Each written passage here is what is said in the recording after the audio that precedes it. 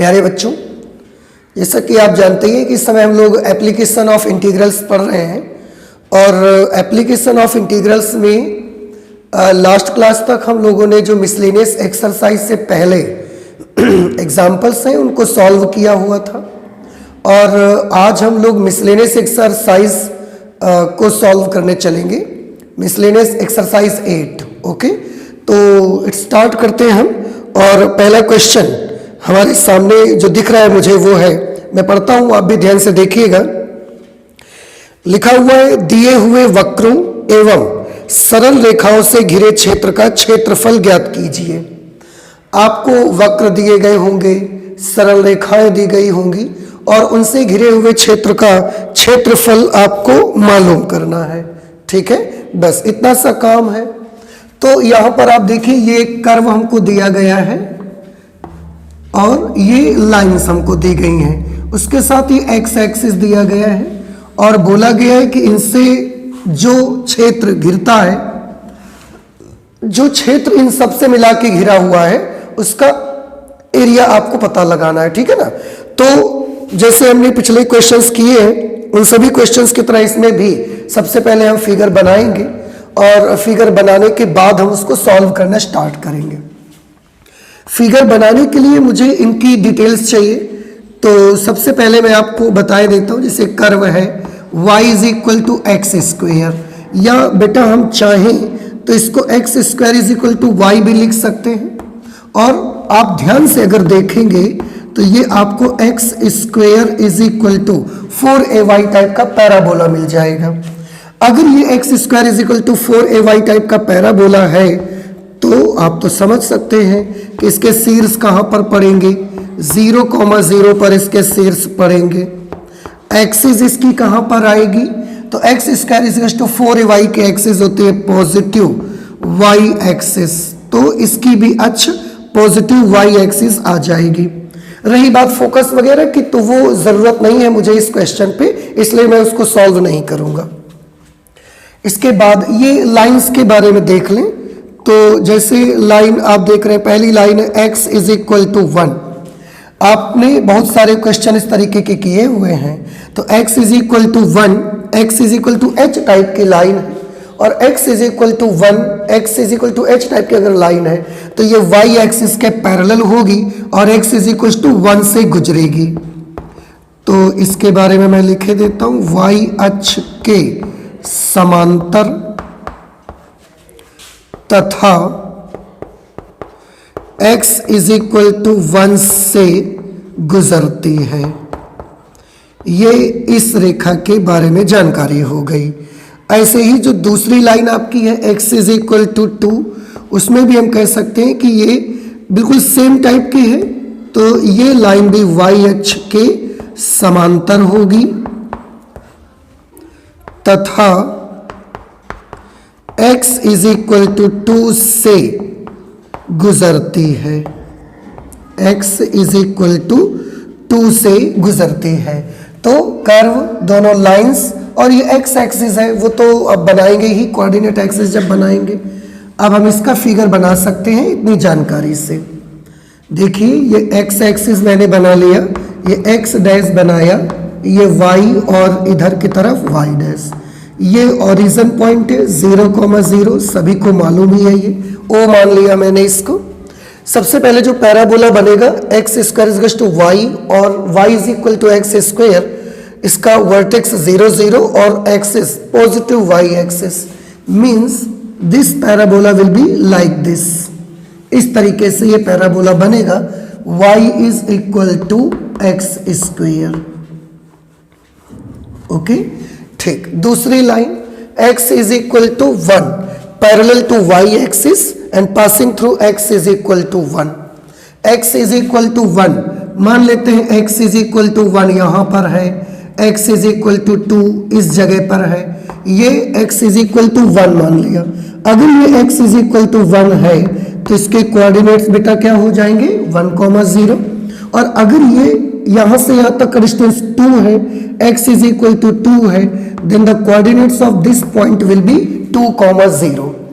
Now we have to draw these two lines, x is equal to 1 and x is equal to 3.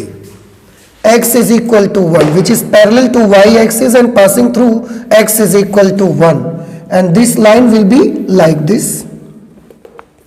This is x is equal to 1. Okay, I hope that you can understand it. This is the line which equation is x is equal to 1. Again we have to draw one another line which has the equation x is equal to 2. Now we have drawn it. X is equal to 2. This is the line x is equal to 2. तो हमने parabola भी बना लिया, दोनों lines भी बना ली.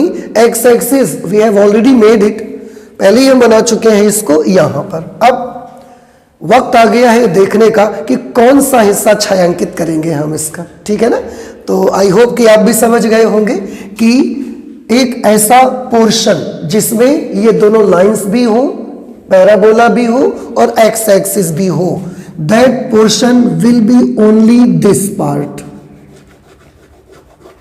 आप देख सकते हैं इस ये जो पार्ट को मैं शेड कर रहा हूं, इस पार्ट में ये जो पार्ट है इस पे देखिए मैं आपको दिखाता हूं. ये कर्व भी है, x is equal to 1 line भी है, x इज इक्वल टू 2 भी है और x एक्सिस भी है. समझ आ गया. तो बस इसी पार्ट का एरिया हमको पता लगाना है, बाकी हमें कुछ पता नहीं लगाना है. तो सॉल्व कर लेते हैं. Now area of shaded portion,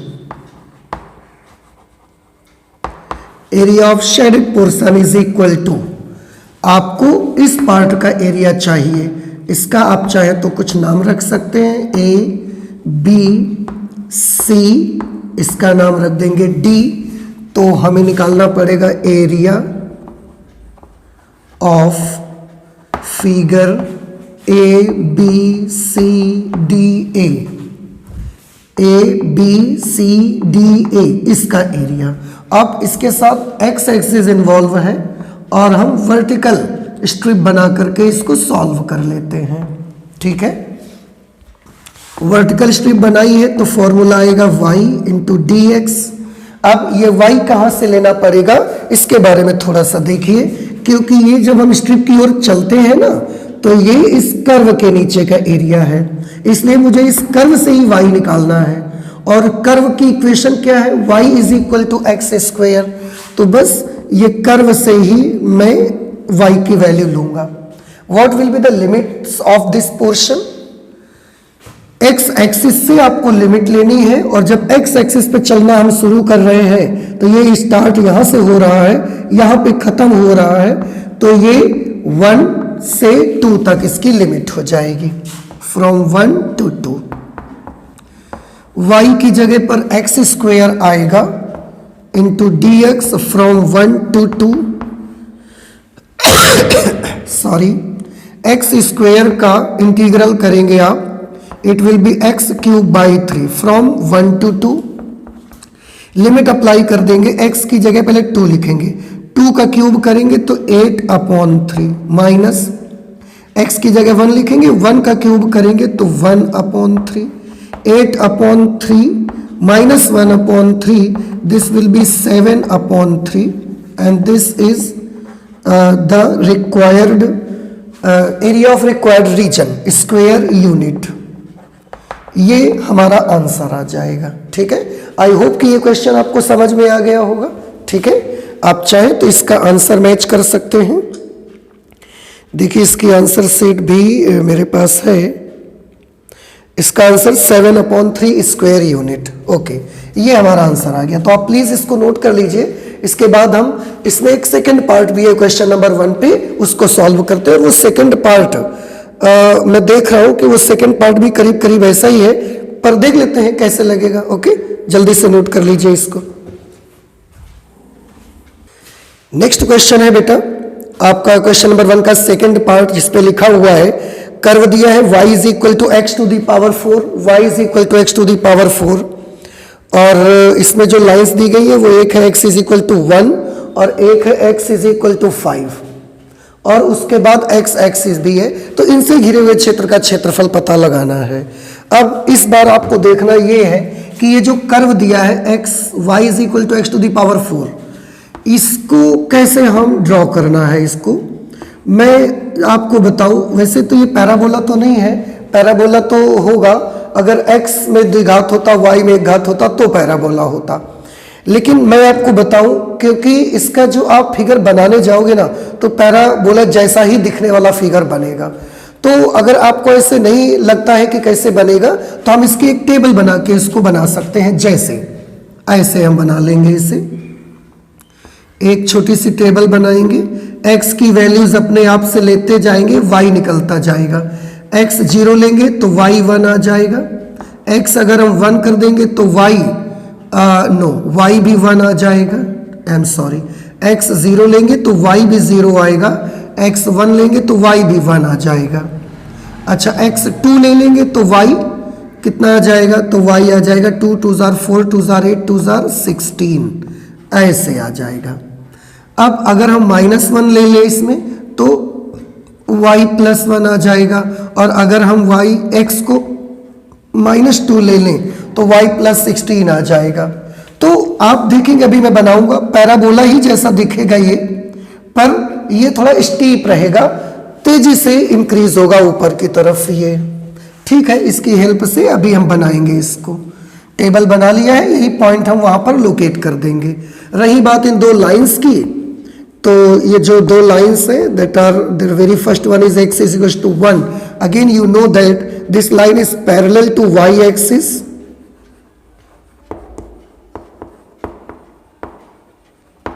parallel to y axis and passing through x is equal to 1. Similarly, the next line which is x is equal to 5, it is again parallel to y axis, क्योंकि ये भी तो बेटा x is equal to h type की line है ना, तो ये भी आ जाएगी parallel to y axis and passing through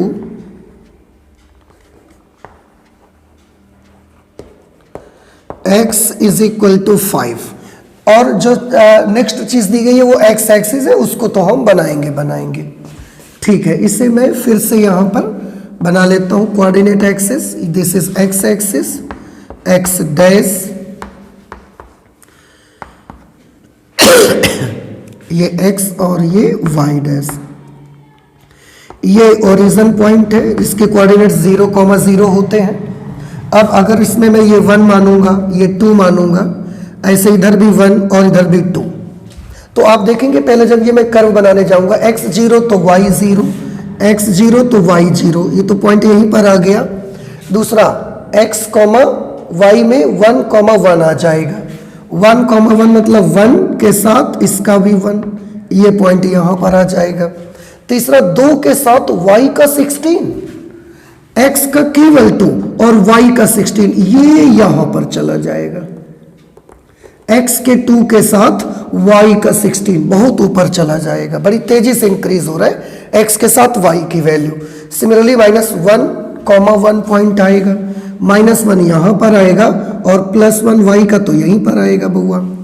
इसके बाद -2,16, x का -2 यहां पर आएगा और y का +16 इसी की सीध में यहां पर पड़ेगा जाकर के, ऐसा इसके सीध में यहां पर। अब अगर आप इसको ऐसा मिलाएंगे तो इन सभी पॉइंट्स को मिलाते हुए जब हम बनाएंगे, this will be the curve, और ये जो कर्व होगा इसकी इक्वेशन है y is equal to x to the power 4। ठीक है, तो अगर आपको जरूरी नहीं कि अगर आपको पैराबोला नहीं लग रहा है तो आप इस तरीके से इसकी एक टेबल बनाइए जैसा आप क्लास 10th में करते थे, और उससे ग्राफ आप बना सकते हैं। तो मैंने ऐसे बना दिया। अब आप देख रहे होंगे पैराबोला में थोड़ा सा ये ज्यादा ऐसे बाहें फैली रहती हैं, इसकी बाहें थोड़ा सा ऐसे ज्यादा सा स्टीप है, क्योंकि ये कर्व x के साथ बड़ी तेजी से बढ़ रहा है। x जब 1 था तो y 1 था, लेकिन जब x 2 हो गया तो y 16 हो गया। देखिए कितनी तेजी से इंक्रीज हो रहा था ना, इस वजह से जितना तेजी से इंक्रीज होगा, जितनी पावर x में ज्यादा होती जाएगी वो और उतना ही ज्यादा बाहें इसकी ऊपर की तरफ उठती चली जाएंगी, तेजी से इंक्रीज होगा। Okay, next x is equal to 1 और x इज इक्वल टू 5। ओ, ये थोड़ा सा आपको प्रॉब्लम कर सकता है, तो आप एक काम कर लीजिए, ये 1 और 2 इनका सबका छोड़ दीजिए, नहीं तो आपको प्रॉब्लम होगा। अब हमें एक लाइन बनानी x इज इक्वल टू 1 पे, जो कि y अक्ष के समांतर होगी और x बराबर ax से जाएगी। मैं उसको ये काम कर लेता हूं, x का एक यहीं पर मान लेता हूं। देखो, वो 1 और 2 हमने इसको बनाने के लिए बनाए थे, अब वो वाले 1 और 2 छोड़ दीजिए। आप सोचेंगे क्यों छोड़ दें हम, तो बेटा इसलिए छोड़ दीजिए क्योंकि हम दूसरी लाइन जब बनाने जाएंगे x is equal to 5, x is equal to 5, तो यहां 1 2 3 4 5, जब मैं यहां बनाऊंगा x इज इक्वल टू 5 को, तो ये तो इस कर्व को काटेगी ही नहीं कहीं ना, तो हमको उसका एक्चुअल रियलिटी का पता नहीं चलेगा मुझे उसकी, इसलिए मैं वो वाले 1 2 छोड़ दूंगा। मैं अपने फिगर को ठीक से बन जाए और हमें सारी बात अच्छे से समझ में आ जाए, इसलिए मैंने 1 और 5 पास पास मान लिए, ये मैंने 1 मान लिया। तो सबसे पहले y अक्ष के समांतर और 1 से जाने वाली लाइन मैंने बनाई, ये देखिए, ये लाइन हमने बना ली, that is x is equal to 1। अब x इज इक्वल टू 5 बनानी है, मैं यहां पर x इज इक्वल टू 5 बनाए दे रहा हूं, ये x इज इक्वल टू 1 है। देखिए मैं इस पॉइंट को हटा के यहां से इधर कर देता हूं, 0,0, ये अगर 1 है तो इसका कोऑर्डिनेट 1,0, यहां पर अगर 5 मान लिया है तो इसका कोऑर्डिनेट 5,0। तो x अक्ष के समान y अक्ष के समांतर और x इज इक्वल टू 5 से पास होने वाली एक लाइन ये हमने और बना दी। देखिए ये आ गई लाइन, ठीक है ना, ये लाइन की इक्वेशन है x इज इक्वल टू 5। बस फिगर तो आपका बन गया। देखिए बेटा, कर्व भी बना दिया हमने, ये दोनों लाइंस भी बना दी, x एक्सिस तो हम पहले से ही बना के रखे हैं ना, ये बनी हुई है। देखो अब इन्हीं से घिरे क्षेत्र का क्षेत्रफल चाहिए। अब आप समझ सकते हैं कौन सा पोर्शन हमको करना पड़ेगा, ये वाला पार्ट हमको शेड करना पड़ेगा। देखिए, और इसी का एरिया हमें फाइंड आउट करना है, इसका एरिया ये वाले पार्ट का। तो अगर हम इसको कुछ नाम दे दें तो इसका नाम A रख दें, इसका नाम B रख दें, इस पॉइंट का नाम C रख दें, इस पॉइंट का नाम D रख दें, तो हमें ABCDA का एरिया निकालना है, जैसा कि पिछले क्वेश्चन में हमने किया था। आई होप कि ये चीज आपको समझ में आई होगी। एरिया ऑफ शेडेड पोर्शन, ठीक है। एरिया ऑफ शेडेड पोर्शन का मतलब है एरिया ऑफ फिगर ABCDA, ये आपको निकालना है। और उसके लिए मैं ना वर्टिकल स्ट्रिप ही यूज कर लूंगा, ऐसे ये वर्टिकल स्ट्रिप हमने यूज कर ली। तो इंटीग्रेशन ऑफ y dx, ठीक है ना। अच्छा, लिमिट्स कहां से कहां तक होंगी इसकी, ये जो पार्ट है, ये जो रीजन है, वो A से स्टार्ट होकर x एक्सिस पर A से स्टार्ट होके B पे जाके कंप्लीट हो गया। तो यहां पर x की वैल्यू लोअर लिमिट और B पर जो x की वैल्यू होगी वो अपर लिमिट होगी। So it will B from 1 to 5। y की जगह पर बउआ क्या लिखा जाएगा, कर्व से, क्योंकि कर्व के नीचे का एरिया है। x to the power 4 dx from 1 to 5। x to the power 4 को आप इंटीग्रेट करेंगे, x to the power 5 upon 5 from 1 to 5। Okay, अच्छा, इसके बाद अब वक्त है लिमिट अप्लाई करने का। तो पहले x की जगह पर 5 लिखा जाएगा, 5 to the power 5। 5 to the power 5 की वैल्यू कितनी आएगी, 5 to the power 5 की वैल्यू आएगी 3125 अपॉन 5 माइनस, अब इस x की जगह 1 लिखा जाएगा, 1 to the power 5 1 आएगा, 1 अपॉन 5। 3125 अपॉन 5 में से 1 अपॉन 5 माइनस हो जाएगा, तो 3124 अपॉन 5। अब आप इससे डिवाइड कर सकते हैं, 5 6 जार 30, 1 बच गया, 5 2 जार 10, फिर ये 2 बच गए, 24 हो गया, 5 4 जार 20, 4 बच गया, पॉइंट लगाया, 0 बढ़ाया, 5 8 जार 40, 2624.8 स्क्वायर यूनिट। ये हमारे इस वाले क्षेत्र का आंसर निकल करके आ जाएगा। आई होप कि ये चीज आपको समझ में आ गई होगी, ठीक है ना। तो आप प्लीज इसे जल्दी से नोट कर लीजिए। इसके बाद हम आ जाते हैं नेक्स्ट क्वेश्चन, जो कि हमारा क्वेश्चन नंबर 2 है। ओके, नोट कर ले सभी लोग। नेक्स्ट क्वेश्चन है बेटा क्वेश्चन नंबर 2। क्वेश्चन नंबर 2 मैं पढ़ रहा हूं, आप भी ध्यान से देखिएगा। लिखा हुआ है वक्रों y is equal to x एवं y is equal to x square के मध्यवर्ती क्षेत्र का क्षेत्रफल ज्ञात करिए।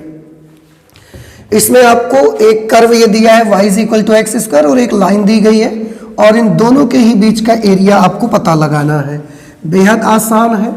सबसे पहले इस कर्व के बारे में देख लीजिए। ये है x square is equal to y type का कर्व, जो कि x square is equal to 4ay से आपका मिलता जुलता है। इसलिए हम अब बता सकते हैं कि इसका शीर्ष क्या होगा।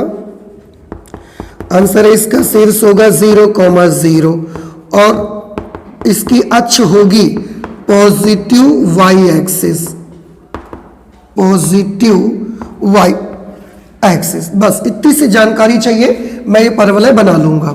फिर लाइन के बारे में आप देखिए, लाइन है y is equal to x. बुआ आपको नहीं लगता कि ये line y is equal to mx type की लाइन है? और अगर तुलना करेंगे तो इसका m कितना आएगा, +1, +1 मतलब theta is equal to 45 degree. कैसे? m की जगह tan थीटा लिखोगे, tan theta is equal to +1, then theta is equal to 45 degree.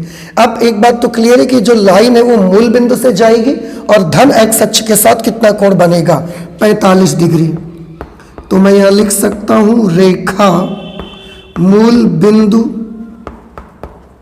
से गुजरती है तथा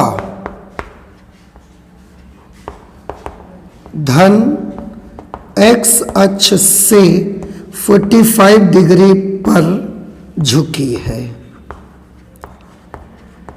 ठीक, अब इतनी जानकारी से मैं इन दोनों के फिगर यहां पर ड्रॉ कर सकता हूं।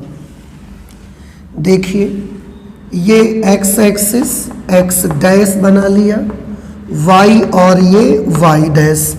अब ध्यान से देखिएगा, सबसे पहले शेष 0 0 और y एक्सिस पर अक्ष इसकी, ये हमने ऐसा पैराबोला बना दिया इसका। ये देखिए y is equal to x square, ये इस पैराबोला की इक्वेशन है।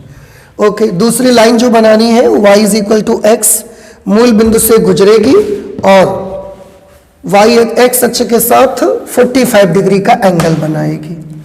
ऐसे लाइन निकल जाएगी, ये देखिए इस तरह से, ऐसे ये आ जाएगी line y is equal to x. तो अब आप देख सकते हैं ये लाइन इस वक्र को दो जगह पर काट रही है। अब लाइन भी बन गई, कर्व भी बन गया। अब देखना यह है कि कौन सा पोर्शन हमें फाइंड आउट करना है, किसका क्षेत्रफल। तो आप जो ये पतला सा पोर्शन यहाँ देख रहे हैं ना, पट्टी जैसे, बस इसी का एरिया आपको पता लगाना है, क्योंकि यही रीजन है जो इन दोनों यानी कि वक्रों और इस लाइन के बीच में पड़ता है। इसी का एरिया आपको पता लगाना है बस। उसके लिए बेटा हमें ये पॉइंट चाहिए। जब तक ये पॉइंट नहीं पता चलेगा हमारा काम नहीं बनेगा। ये पॉइंट क्या है, कर्व और लाइन दोनों का इंटरसेक्शन पॉइंट है। तो हम प्रतिच्छेद बिंदु निकालना चाहते हैं तो ही हम कुछ कर सकते हैं। परवलय y is equal to x square तथा रेखा y is equal to x का प्रतिच्छेद बिंदु, प्रतिच्छेद बिंदु कैसे निकालेंगे। तो दोनों इक्वेशंस को सॉल्व कर लीजिए। सॉल्व ऐसे करिए, ये भी y की वैल्यू है, ये भी y की वैल्यू है, दोनों को इक्वल कर दीजिए। इसका y का मान एक्स स्क्वायर, इसके y की वैल्यू x है। अब दोनों बराबर कर दिए, इधर ले आएंगे तो x square minus x is equal to 0। x common कर लेंगे तो x minus 1 is equal to 0। x की दो वैल्यूज मिलेंगी, यहाँ से 0 मिलेगी और यहाँ से 1 मिल जाएगी। अब अगर x की 2 वैल्यूज हैं तो y की भी 2 वैल्यूज मिलेंगी। जब x 0 रहेगा तो y कितना होगा 0, और जब x 1 रहेगा तो y भी कितना रहेगा 1। इस तरह से 2 इंटरसेक्शन पॉइंट्स मिले, एक मिला 0,0 और दूसरा मिला 1,1। वक्र और रेखा दोनों इन 2 बिंदुओं पर एक दूसरे को काटते हैं। ये वाला पॉइंट तो यहां मुझे दिख रहा है 0,0, तो जरूर ये वाला पॉइंट कौन सा हुआ 1,1। अगर ये 1,1 हुआ इसका मतलब ये डिस्टेंस 1 हो गई। अगर ये डिस्टेंस 1 हो गई तो इसका कोऑर्डिनेट 1,0 हो गया। अब मुझे एरिया निकालने का वक्त आ चुका है, तो सॉल्व कर देते हैं। एरिया ऑफ शेडेड पोर्शन या शेडेड रीजन कैसे निकालेंगे? हम यहां पर वर्टिकल स्ट्रिप ऐसे बना देंगे और वर्टिकल स्ट्रिप से इसको सॉल्व करेंगे। इसको कुछ नाम रख देते हैं O, इसका नाम रख दिया B, A, इसका नाम रख दिया B, और यहां पर एक पॉइंट कोई भी मान लो C। ठीक, तो अब आप समझ सकते हैं कैसे निकालेंगे। मैं सबसे पहले क्या करूंगा, ये लाइन के नीचे, इस रेखा के नीचे पूरा मैं x अक्ष तक का क्षेत्रफल निकाल लूंगा। फिर उसमें इस कर्व के नीचे ये वाला हिस्सा उसमें से मैं हटा दूंगा मतलब घटा दूंगा, और हमारा आंसर आ जाएगा। तो सबसे पहले क्या लिखेंगे एरिया ऑफ ट्रायंगल। कौन सा ट्रायंगल? OAB, ये ट्रायंगल लेंगे। Area of triangle OAB minus करेंगे एरिया ऑफ फिगर। अब ये कौन से फिगर का एरिया माइनस करना है? OABCO का एरिया माइनस कर देना है। ये एरिया कैसे निकालेंगे? Integration of y dx। ये y कहां से लाएंगे? इसके लिए, ये जो पूरा ट्रायंगल है इसके लिए y ये लाइन से आएगा बेटा, क्योंकि पूरे लाइन के नीचे का एरिया है। तो ये वाला y लाइन से निकाल के लाएंगे। लिमिट इसकी क्या होगी? तो पूरे OAB का त्रिभुज का क्षेत्रफल निकालना है ये वाला, तो फ्रॉम 0 to 1 इसकी लिमिट आएंगी, from 0 to 1 minus. Similarly area of figure OABCO इस कर्व के नीचे का चाहिए मुझको। वर्टिकल स्ट्रिप है तो y dx, और क्योंकि कर्व के नीचे का है तो ये y हमको कर्व से निकालना पड़ेगा। What will B it's limit? ये वाला पोर्शन भी तो बउआ यहां से लेकर यहां तक फैला हुआ है, from 0 to 1, from 0 to 1। What will be the value of y from line?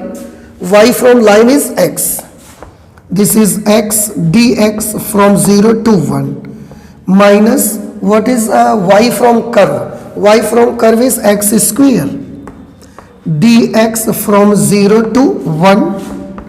आप चाहें तो क्योंकि दोनों के साथ dx है, दोनों के साथ इंटीग्रल है, दोनों की लिमिट्स भी सेम है, तो इसको इसमें माइनस करके लिख सकते हैं। कैसे? x minus x square dx from 0 to 1।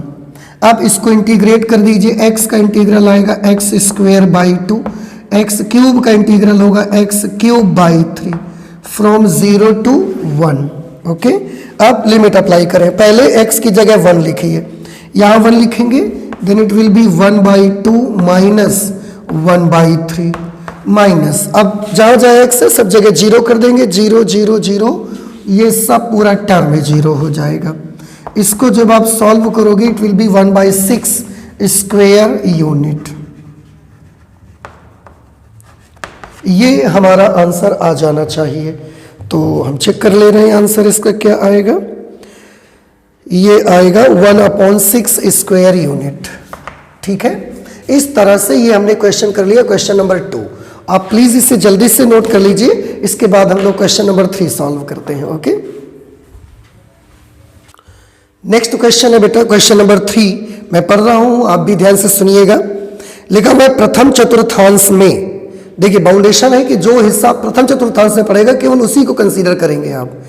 प्रथम चतुर्थांश में सम्मिलित एवं y is equal to 4x square, x is equal to 0 comma y is equal to 1 तथा वाई इज इक्वल टू 4 से घिरे क्षेत्र का क्षेत्रफल ज्ञात करिए। आपको एक कर्व दिया गया है, बाकी 3 लाइंस दी गई हैं, उनसे जो एरिया बाउंडेड रहेगा, जो एरिया उससे घिरा रहेगा, उसी का आपको क्षेत्रफल पता लगाना है।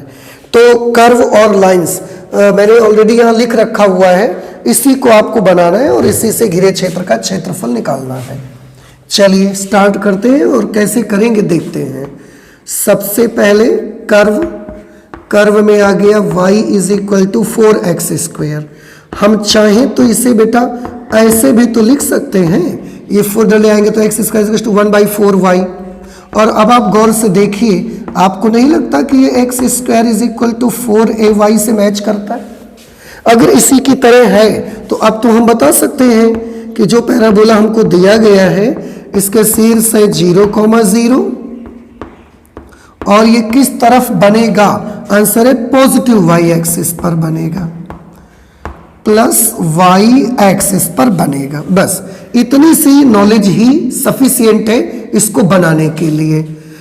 इसके बाद अगर लाइंस में आते हैं आप, तो जैसे पहली line x is equal to 0 है, सभी लोग समझ रहे होंगे x इज इक्वल टू 0 का मतलब क्या है? y अच्छा है।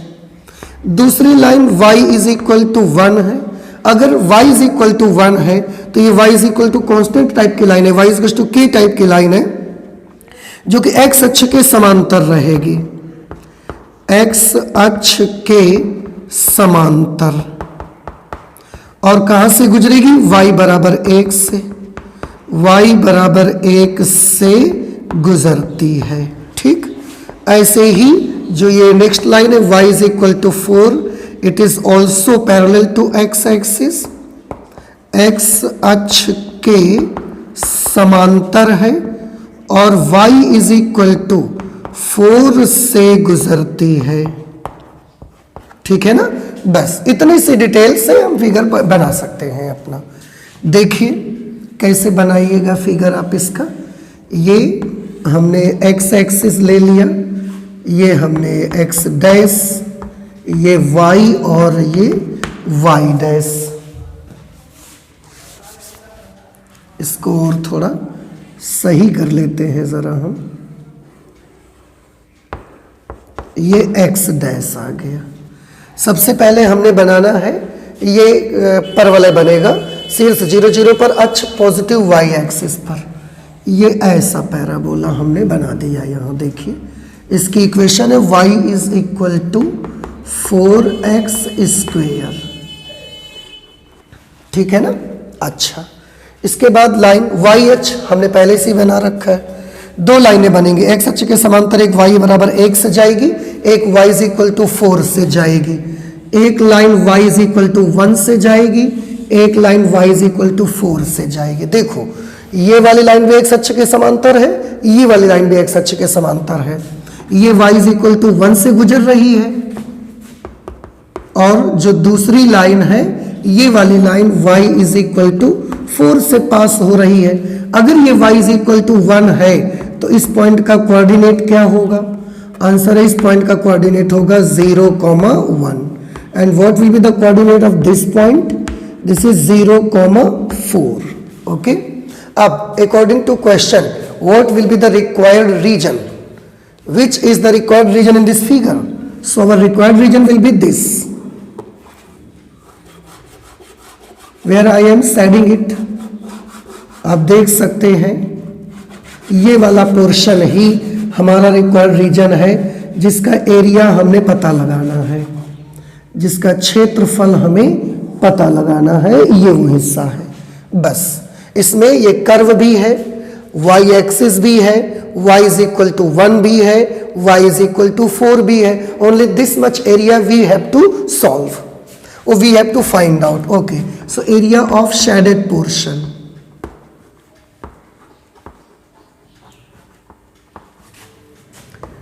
Area of shaded region is equal to integration of, इस पे बेस्ट होगा अगर आप ऐसा हॉरिजॉन्टल स्ट्रिप बनाते हैं। तो हॉरिजॉन्टल स्ट्रिप पे क्या रहेगा कि आपको इस कर्व के नीचे y एक्सिस तक का पूरा एरिया निकाल लेना है बस। तो यहाँ पर फॉर्मूला यूज होगा x dy। इस बार लिमिट्स y एक्सिस से ली जाएंगी और y की वैल्यूज ली जाएंगी, यहां से स्टार्ट यहां से खत्म। So from 1 to 4 will be the limits 1 to 4। x की वैल्यू क्या होगी, कर्व से x चाहिए मुझे, ये x है, यहां से x निकाल लीजिए आप। तो पहले y अपॉन 4 आएगा, फिर x निकालोगे तो 1/2 under root y, 1/2 under root y dy from 1 to 4।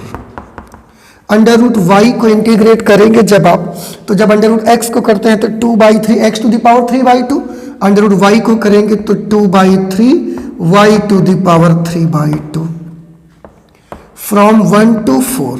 2 से 2 कैंसल, 1/3 लिमिट अप्लाई करिए। सबसे पहले 4 लिखेंगे, 4 टू द पावर 3/2, फिर 1 लिखेंगे तो 1 टू द पावर 3/2। अच्छा, ये 1/3 है, 4 टू द पावर 3/2, 4 का स्क्वायर रूट कर लीजिए, फिर क्यूब कर दीजिए। 4 का स्क्वायर रूट 2, 2 का क्यूब 8, माइनस ये 1 आएगा, 8 minus 1 this will B 7/3 square unit. इस तरीके से जो पोर्शन वहाँ छायांकित है उसका अगर आप क्षेत्रफल देखेंगे तो वो क्षेत्रफल 7/3 स्क्वायर यूनिट आ जाएगा। और ये है हमारा question number 3। And I hope कि आपको ये चीज़ समझ में भी आ गई होगी। ठीक है, आप प्लीज़ इसे जल्दी से नोट कर लें। 4th नंबर क्वेश्चन सॉल्व करते हैं। ओके, नेक्स्ट क्वेश्चन है बेटा क्वेश्चन नंबर 4। इसमें लिखा हुआ है y is equal to mod of x plus 3 का ग्राफ खींचिए। इस क्वेश्चन में आपको दो काम करने हैं अलग अलग। एक तो सबसे पहले y is equal to modulus of x plus 3 का आपको ग्राफ बनाना है। ठीक, दूसरा आपको ये करना है कि integration of modulus of x plus 3 dx from -6 to 0, integration of mod of x plus 3 dx from -6 to 0, इसकी वैल्यू भी आपको फाइंड आउट करनी है। ठीक है ना, का मान ज्ञात करिए। ठीक है, चलिए स्टार्ट करते हैं। सबसे पहले हम इसका ग्राफ बनाएंगे। बेटा आप एक चीज मैं और आपको बता दूं कि ये एक मॉडुलस फंक्शन है और आप सभी बच्चों को याद होगा मॉडुलस फंक्शन को सिग्नम फंक्शन में हमने आपको बदलने का तरीका भी बताया है। क्या तरीका हमने बताया है कि सबसे पहले जो मॉड के भीतर नंबर होगा उसको आप 0 के बराबर लिख के x की वैल्यू निकाल लेंगे, तो x की वैल्यू कितनी आ जाएगी -3। अब अगर हम यहां से सिग्नम फंक्शन बनाएंगे तो ये कैसा बनेगा देखिए। अगर हमारा x जो है वो -3 या उससे बड़ा आएगा,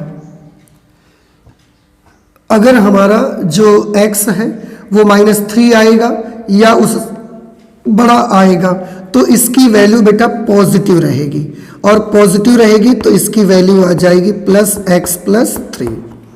और अगर हमारा x जो होगा वो -3 से छोटा आएगा, -4 आ जाएगा, तो -4 + 3 ये -1 बन जाएगा।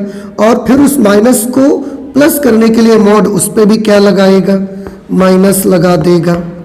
तो इस तरीके से सिग्नम फंक्शन में बदलना आपको बताया गया। इसके लिए मैंने सेपरेटली एक वीडियो भी बनाई थी, उसको भी मैंने डाला हुआ है, तो आपको अगर मौका लगता है तो वो ज़रूर देख लें, वहाँ से आपको ये सारी चीज़ें समझ में आ जाएंगी। तो ये y की दो वैल्यूज़ है, मैंने उसको ऐसा ब्रेक कर लिया। अब मैं आपको बताऊं, थोड़ा ध्यान से देखिएगा। तो यहाँ से y की एक ये वैल्यू है, y की एक ये वैल्यू है। मैं इसको अलग निकाल के आपको रख के दिखाता हूँ। y is equal to x plus 3 और दूसरा है y is equal to -x -3। ठीक है ना, आप ये वाली लाइन भी बनाइए, आप ये वाली लाइन भी बनाइए, दोनों लाइंस बनाएं और आप देखेंगे कि आपको ग्राफ मिल गया है इस मॉड ऑफ x प्लस 3 का। इसका मतलब क्या है, इसमें अगर हम y बराबर mx प्लस c से कंपेयर करेंगे तो m की वैल्यू 1 आएगी और c की वैल्यू कितनी आएगी 3। इसमें अगर हम कंपेयर करेंगे तो m -1 आएगा और c आएगा -3। मतलब क्या है, ये वाली लाइन का क्या होना है, इस वाली लाइन में जो ये रेखा है ये धन x अक्ष के साथ 45 डिग्री का एंगल बनाएगी क्योंकि इसकी प्रवणता 1 है, और धन y अक्ष पर 3 मात्रक लंबाई का अंताखंड काटेगी। इस लाइन के बारे में अगर बात करें तो इसकी जो ग्रेडियंट है दैट इज -1, m की जगह अगर tan theta is equal to -1 करेंगे देन थीटा विल बी 135। तो ये धन x अक्ष के साथ 135 डिग्री का कोण बनाती हुई जाएगी। दूसरी चीज, ये जो लाइन है वो y एक्सिस पर -3 लंबाई का इंटरसेप्ट कट करेगी। -3 लंबाई का मतलब y अक्ष से 3 लंबाई का अंतःखंड। तो ये दो लाइंस का कॉम्बिनेशन है, इन दोनों को ही हम बनाते हैं और अब आप देखिएगा ग्राफ बड़ी आसानी से हमें मिल जाएगा इसका। ये मैंने ऐसे कर लिया, ये x एक्सिस है, ये x डैश, ये y और ये y डैश, ये ओरिजिन पॉइंट है 0,0, यहां पर ये -1 -2 -3, ये पॉइंट है -3,0। ऐसे ही हम यहां पर भी ले लेते हैं 1 2 3, ये है 0,3, ऐसे इधर 1 2 3, ये है 0,-3। ओके, अब थोड़ा ध्यान से देखिएगा, जो पहली लाइन है वो क्या करेगी, धन x अक्ष के साथ 45 डिग्री का एंगल बनाएगी और y अक्ष पर 3 लंबाई का अंतःखंड काटेगी। y एक्सिस पर 3 लंबाई का अंतःखंड काटेगी। वैसे इसको मैं एक चीज और बताऊं, आप एक और अच्छे तरीके से इसको पता लगा लीजिए, इसको आप अंतःखंड रूप में बदल लीजिए तो वहां से आपको ज्यादा अच्छे से आइडिया मिल जाएगा इसका। मैं बदल लेता हूं, इसको मैं कर लेता हूं x -y is equal to -3। देखो y उधर ले गए, 3 इधर ले आए, तो x -y is equal to -3, -3 से डिवाइड कर दो तो x अपॉन -3 से इसको डिवाइड करने आओगे तो y upon 3 is equal to 1। इसी तरह से इसको भी कर लो, इधर ले आइए इसको, तो ये x plus y is equal to -3, -3 से अगर डिवाइड करेंगे तो x upon -3 plus y upon -3 is equal to 1। बेटा देखिए, हमने दोनों को अंतःखंड रूप में बना लिया और जब दोनों अंतःखंड रूप में बन जाएंगे अब आपको ज्यादा आइडिया मिलेगा। इस लाइन को देखिए, x अक्ष पर कटा अंतःखंड -3, y अक्ष पर कटा हुआ अंतःखंड +3।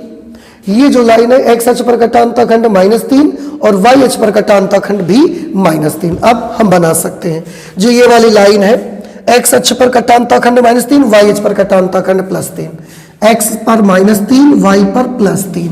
तो ये लाइन कैसे पास होगी, ये लाइन ऐसे गुजर जाएगी।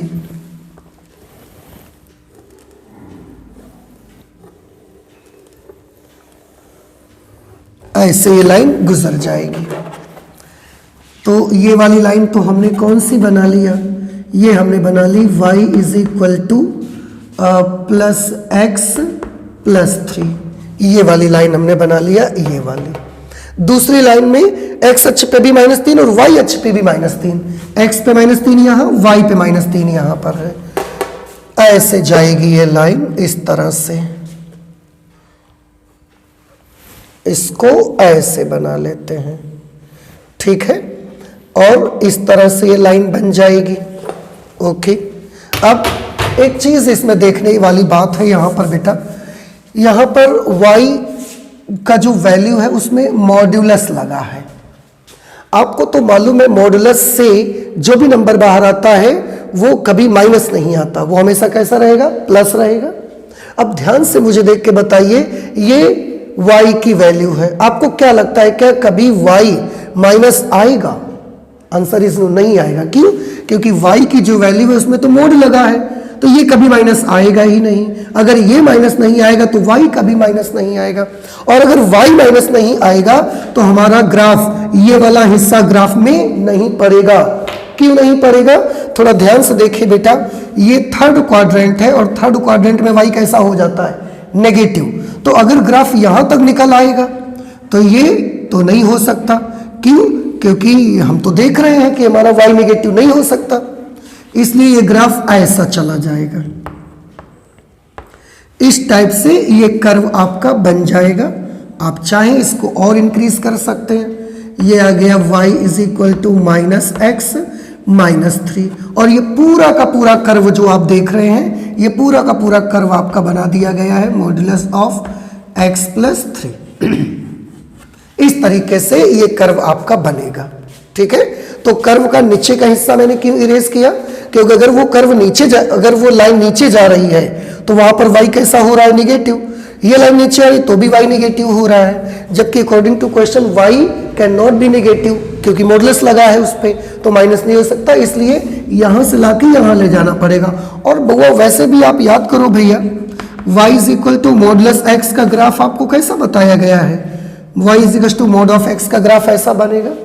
अब इसमें मैं एक चीज आपको थोड़ा सा बता देता हूं, y is equal to x plus 3 का ग्राफ है। देखिए मैं यहां पर आपको बता देता हूं, ये 1 2 3 1 2 3, ये y is equal to x plus 3 का ग्राफ है, ऐसा बन गया। अगर ये y is equal to mod of x plus 2 का ग्राफ होता तो ये ऐसा बन जाता। अगर यहां पर प्लस है, प्लस 3 है, तो वो -3 x इज इक्वल टू -3 पर ऐसे उसकी नोक बनेगी आकर के, नोक x अक्ष पर बनेगी मॉडुलस फंक्शन की। अब अगर मॉडुलस फंक्शन की नोक x अक्ष पर बनेगी तो कहां पर बनेगी, आंसर ये है कि अगर यहां पर x प्लस 3 है तो नोक -3 पर बनेगी, अगर x प्लस 2 है तो नोक -2 पर बनेगी, x प्लस 1 है तो नोक -1 पर बनेगी, और अगर केवल x है तो नोक 0 पर बनेगी।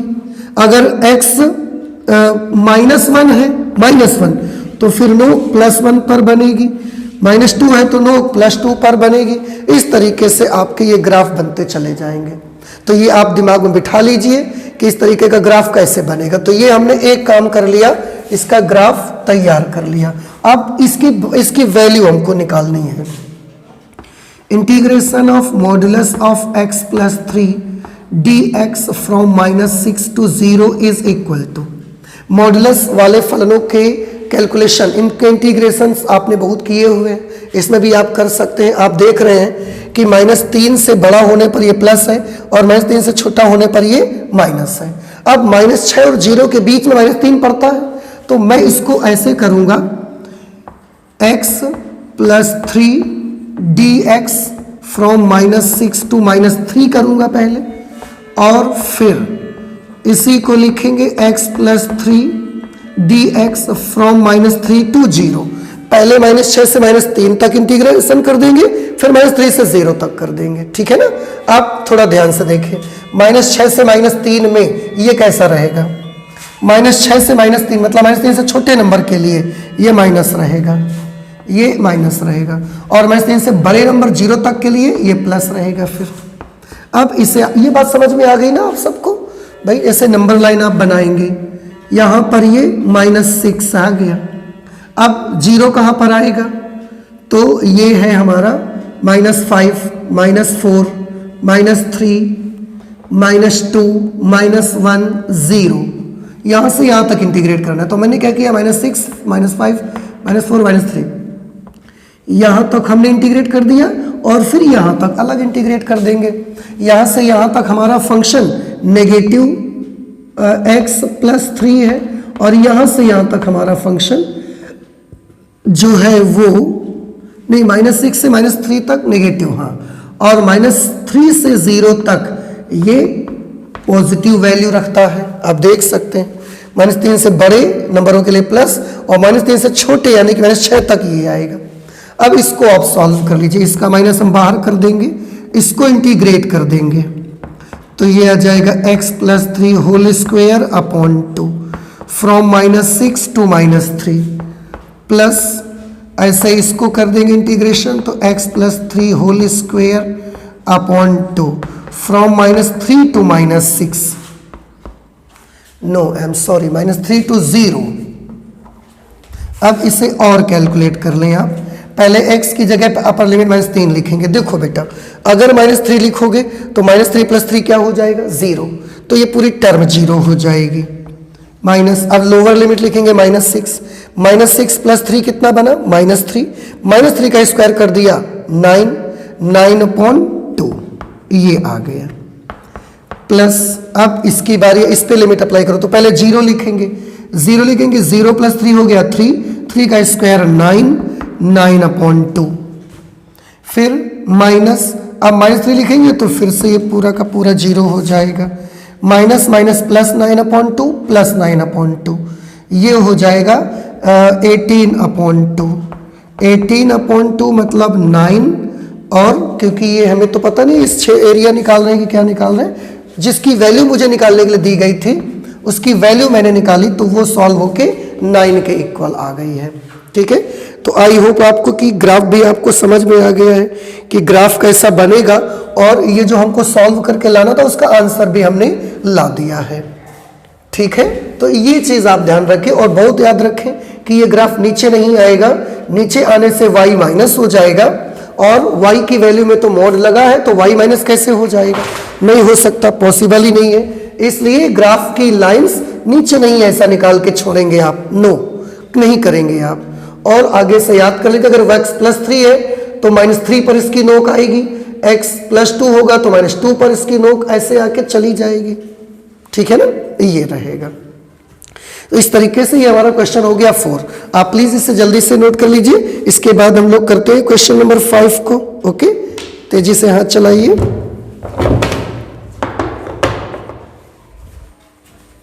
नेक्स्ट क्वेश्चन है बेटा क्वेश्चन नंबर 5।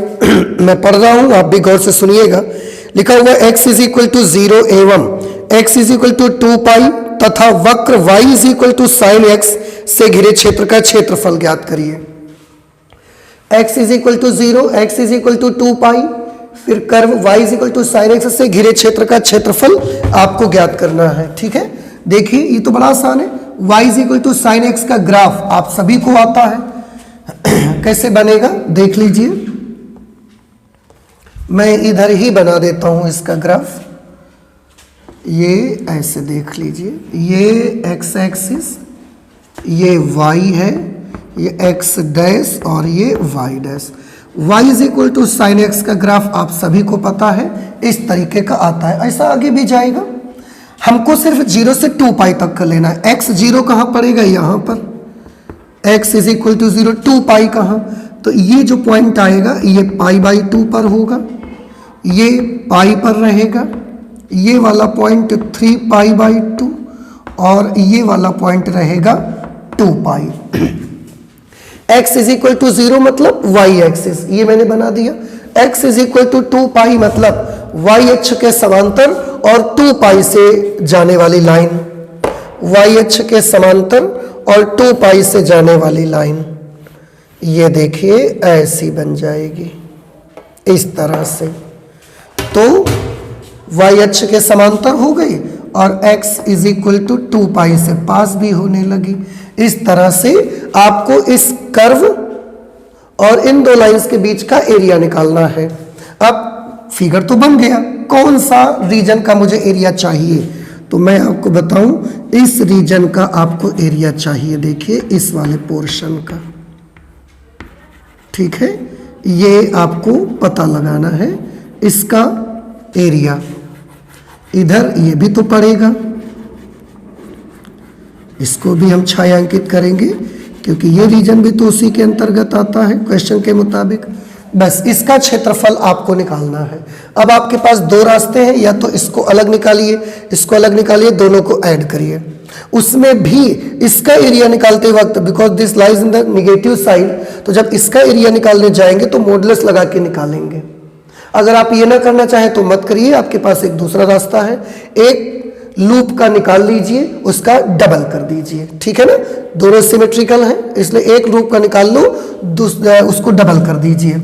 तो मैं एरिया ऑफ शेडेड पोर्शन लिखे दे रहा हूं, area of shaded portion is equal to 2 into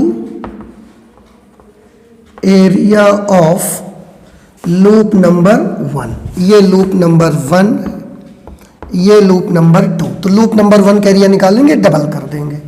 इसको कैसे निकालेंगे, इसके लिए हम वर्टिकल स्ट्रिप ऐसा बना लेंगे और 2 multiplied by integration of y dx, और इसकी लिमिट्स बहुआ क्या ली जाएंगी, तो क्योंकि केवल इस लूप का निकालना है तो फ्रॉम 0 to π इसकी लिमिट आएगी, फ्रॉम 0 to π। आप चाहें तो इसके कोऑर्डिनेट π, 0 कर सकते हैं, ये 0, 0 हो जाएगा, ये 3π/2, 0 हो जाएगा, ये 2π, 0 हो जाएगा। तो आप देख लो 0 से पाई तक लिमिट ली जाएगी। अच्छा, इसके बाद y की जगह पर हम क्या लिख देंगे, साइन x। यहाँ पर dx from 0 to pi two sine x का इंटीग्रल आ जाएगा minus cos x from 0 to pi. ये माइनस आप चाहो तो बाहर कर दीजिए और लिमिट अप्लाई कर दें आप, तो cos pi minus cos 0 -2। Cos pi की वैल्यू होती है -1 और कॉस 0 की वैल्यू भी तो बेटा -1 हो, कॉस 0 की वैल्यू 1 होती है, ये वाला माइनस ए लगा रहेगा। इन दोनों को जब आप कैलकुलेट करेंगे, this will B -2 and -2 into -2 will be +4। तो जो आपका रीजन था, रिक्वायर्ड रीजन, उसका क्षेत्रफल आ गया 4 स्क्वायर यूनिट। ये आंसर निकल के हमारा बन गया। एंड आई होप कि आपको समझ में भी आ गया होगा, बड़ा इजी है। ऐसा एक क्वेश्चन हम पहले भी लगा चुके हैं, फिलहाल किसी एग्जाम्पल में भी हो सकता है ये लगाया होगा। इसका आंसर 4 आ रहा है 5 नंबर का। समझ आ गया सभी बच्चों को? ठीक है ना, नोट कर लीजिए जल्दी से आप इसको। इसके बाद हम करते हैं क्वेश्चन नंबर 6। ओके, जल्दी से हाथों को चलाइए। नेक्स्ट क्वेश्चन है बेटा आपका क्वेश्चन नंबर 6, मैं पढ़ रहा हूं, आप गौर से सुनिएगा। लिखा है परवलय y² = 4ax एवं रेखा y = mx से घिरे क्षेत्र का क्षेत्रफल ज्ञात करिए। एक परवलय है y² = 4ax और दूसरी एक लाइन है, इन दोनों से घिरे क्षेत्र का आपको क्षेत्रफल पता लगाना है। फिलहाल मुझे नहीं लगता कि दोनों के बारे में डिटेल आपको बताने की जरूरत है, तो मैं लिखूंगा नहीं, मैं ऐसे ही बता दूंगा। y² = 4x, शीर्ष 0 0 पर रहेगा और अक्ष पॉजिटिव x एक्सिस पर होगी। रही बात जो लाइन आप देख रहे हैं, दैट इज y = mx, और y = mx टाइप की जो लाइन होगी वो मूल बिंदु से जाने वाली लाइन होगी। तो ये हमने x डैश बना लिया, ये y और ये y डैश, इधर x है। तो पहले पैराबोला बनाएंगे, y² = 4ax, ऐसे आ जाएगा ये पैराबोला। देखिए ये आ गया y² = 4ax, ऐसे। दूसरा ये लाइन बनानी, y = mx, मूल बिंदु से जाने वाली लाइन बनानी है मुझे, ऐसे बनाई जाएगी, मूल बिंदु से गुजरने वाली रेखा।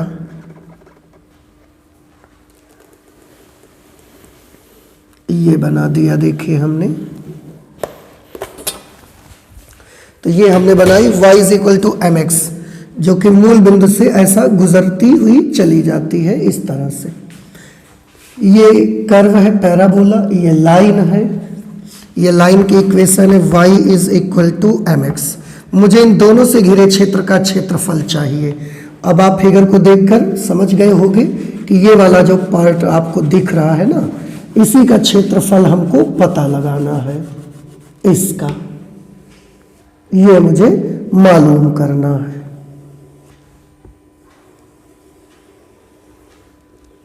अब अगर बेटा इससे मुझे मालूम करना है तो मैं x एक्सिस की ओर से मालूम करना चाहता हूँ। वर्टिकल स्ट्रिप से सॉल्व करेंगे हम इसको, और उसके लिए मुझे ये वाले पॉइंट की ज़रूरत पड़ेगी जो कि मेरे पास नहीं है। तो मैं पहले सॉल्व करूँगा, इस पॉइंट को निकालूंगा। इसका नाम मैं a रख लेता हूँ, ये a, ये b है, यहाँ कहीं पर c रख लीजिए। सबसे पहले मैं परवलय और रेखा का कटान बिंदु निकालूंगा, ठीक है। तो इन दोनों का प्रतिच्छेद बिंदु कैसे निकाला जाएगा, आप ध्यान से देखिए। एक काम कर लीजिए, आप यहां से x की वैल्यू निकाल करके यहां लिख सकते हैं सॉरी, और या तो ये y का मान इस पे लिख दीजिए। तो हम लिखेंगे रेखा से y का मान परवलय में रखने पर, ये y की वैल्यू इसमें लिख दीजिए। तो y की जगह पर क्या लिख देंगे, mx। इसमें y की जगह mx लिखेंगे और उसका स्क्वायर लगेगा, = 4ax। अब स्क्वायर करेंगे तो m² x² माइनस 4ax = 0, ये इधर ले आए। दोनों से आप देखिए तो x कॉमन कर लेंगे हम, अगर x कॉमन कर लेंगे तो यहाँ बच जाएगा m² x minus 4a is equal to 0। यहाँ से x की वैल्यूज बेटा जब निकालेंगे तो इससे तो 0 ही आ जाएगी, और यहाँ से x की वैल्यू निकालोगे तो 4a अपॉन m² आ जाएगी। ठीक है, अगर ये x की वैल्यूज है तो y की भी 2 वैल्यू आ जाएगी। जब x 0 होगा तो y कितना हो जाएगा 0, और जब x 4a अपॉन m² होगा, x की जगह 4a अपॉन m² से एक m कट जाएगा तो y की वैल्यू आ जाएगी 4a अपॉन m। इस तरीके से x की 2 वैल्यूज के लिए y की भी 2 वैल्यूज आ गई। तो रेखा और परवलय के 2 कटान बिंदु मिले मुझे। एक प्रतिच्छेद बिंदु हमको मिला 0,0 और दूसरा प्रतिच्छेद बिंदु मुझे मिला 4a upon m² 4a upon m, 4a upon m², और फिर यहाँ लिखने जाएंगे 4a upon m², 4a upon m। ठीक, तो ये बिंदु कहाँ पर है? देखो बेटा 0,0 भैया तो ये वाला हिस्सा है, ये वाला पॉइंट आएगा, ये वाला पॉइंट बनेगा 4a upon m², 4a upon m², 4a upon m, ये वाला पॉइंट आ गया। तो अब आप बता सकते हैं डिस्टेंस कितनी है, तो आंसर है डिस्टेंस होगी 4a upon m², 4a upon m², 0 इस पॉइंट के कोऑर्डिनेट्स बन जाएंगे। अब बड़ी आसानी से आप एरिया निकाल सकते हो, तो एरिया ऑफ रिक्वायर्ड और shaded region is equal to, आप सबसे पहले देखें किसका एरिया निकालेंगे। हम सबसे पहले इस वक्र से नीचे, ये जो कर्व आप देख रहे हैं इससे नीचे पूरा x अक्ष तक का एरिया निकाल लेंगे। मतलब एरिया ऑफ फिगर OABCO, उसमें माइनस कर देंगे, कितना एरिया माइनस कर देंगे, तो area of figure OAB, area of triangle आप यूज कर सकते हैं, एरिया ऑफ ट्रायंगल OAB का ट्रायंगल का एरिया माइनस कर देंगे। ठीक है, इसका एरिया कैसे निकालेंगे? ये वाला जो पोर्शन है ये कर्व के नीचे का है, तो हम यहाँ पर लिखेंगे y dx, और because this is the area under curve तो हम यहाँ पर y की वैल्यू कर्व से लाएंगे। लिमिट क्या होगी बेटा? यहाँ से यहाँ तक limit, from 0 to 4a upon m², from 0 to 4a upon m² minus area of triangle OAB triangle का एरिया, ये हिस्सा ये वाला है, ये वाला नीचे वाला जो आप देख रहे हैं ये इस रेखा के नीचे का है, रेखा के नीचे का है, तो इसमें भी y dx लगेगा, but this y will be from line, ये हम y की वैल्यू लाइन से लेंगे। Limits from 0 to 4a upon m², 4a upon m²। अब आप इसे सॉल्व कर लीजिए, कर्व से y की वैल्यू निकालिए, क्या मिलेगी? 2 √a √x, 2 √a √x dx from 0 to 4a upon m² minus y from line, y from line is mx, mx में m कांस्टेंट है, बाहर कर लिया, x dx from 0 to 4a upon m²। Solve कर लीजिए, 2 √a, √x का integral आएगा 2/3 x to the power 3/2 from 0 to 4a upon m² minus m, x का इंटीग्रल क्या आएगा? x² upon 2 from 0 to 4a upon m², ये ऐसे आ जाएगा। अब बस आपको लिमिट रखना बाकी है, ठीक है ना, तो लिमिट रखिए, ये तब तक बन जाएगा 4/3 √a, x की जगह ये वैल्यू अप्लाई करो, तो हम लिखेंगे 4a upon m² to the power 3/2, फिर माइनस x की जगह 0 लिखने जाओगे तो वो पूरा 0 हो जाएगा, माइनस m/2, ये 2 बाहर कर दिया। अब इससे x की जगह पर ये लिखोगे तो 4a अपॉन m² और उसका स्क्वायर फिर माइनस, जब x की जगह 0 लिखोगे तो फिर ये पूरा 0 ही हो जाएगा। अब इसे थोड़ा सा सॉल्व कर लीजिए। सॉल्व करेंगे तो ये 4/3 अंडर रूट ए, 4/3 अंडर रूट ए, इसका आप वर्गमूल लीजिए। 2 अंडर रूट ए अपॉन एम आ जाएगा वर्गमूल, फिर उसका क्यूब करिए। मैंने क्या बताया, 2 अंडर रूट ए अपॉन एम वर्गमूल आ जाएगा, फिर उसका क्यूब कर लीजिए। क्यूब कर लीजिए, ये खत्म हो गया। माइनस m/2, m/2, इसका स्क्वायर करेंगे 16a² upon m to the power 4, 16a² upon m to the power 4। आगे वो टर्म 0 है, उसको आप छोड़ दीजिए, ठीक है। इसे सॉल्व करें, 4/3 अंडर रूट ए, इसको जब सॉल्व करेंगे तो ये 8 हो जाएगा, ये a अंडर रूट ए आ जाएगा और ये m क्यूब बन जाएगा। माइनस, इसमें भी m से इसकी एक पावर कैंसिल हो जाएगी, 2 से ये कैंसिल हो जाएगा 8 टाइम्स में, तो ये आ जाएगा 8a² अपॉन m क्यूब। इसको देखिए ध्यान से, यहाँ पर भी 4 8 32 अपॉन 3, 4 8 32 अपॉन 3, ये a under root a into under root a बन गया, वो a ने इस a से मल्टीप्लाई किया तो a² बन गया upon m cube minus 8a² upon m cube. अब आप चाहें तो 8a² अपॉन m क्यूब हम लोग कॉमन कर सकते हैं। अगर हमने 8a² अपॉन m क्यूब यहाँ से कॉमन ले लिया, 8a² अपॉन m क्यूब, 8 से डिवाइड करेंगे तो ये 4/3 और यहाँ पर -1 बच जाएगा, तो 8a² अपॉन m क्यूब, इसको सॉल्व करेंगे बेटा तो ये 1/3 आ जाएगा। इस तरीके से ये वैल्यू आएगी 8a² अपॉन 3m क्यूब। ये इस हिस्से का क्षेत्रफल आना चाहिए जो वो स्ट्रिप यहाँ पर बनी है। अब हम इससे आंसर को चेक कर लेते हैं, तो ये 8a² अपॉन 3m क्यूब, ये आपका जवाब आ गया जो कि हमारा यहाँ पर आ रहा है, ठीक है ना। तो इस तरीके से आप इसको सॉल्व करेंगे। थोड़ा सा केवल समाकलन के बाद जब आप लिमिट अप्लाई करेंगे, यही थोड़ा ध्यान देना है। मैं एक बार फिर से यहाँ से बता दूं आपको, 3/2 पावर लगे होने का मतलब पहले आप वर्गमूल ले लें फिर क्यूब कर दें।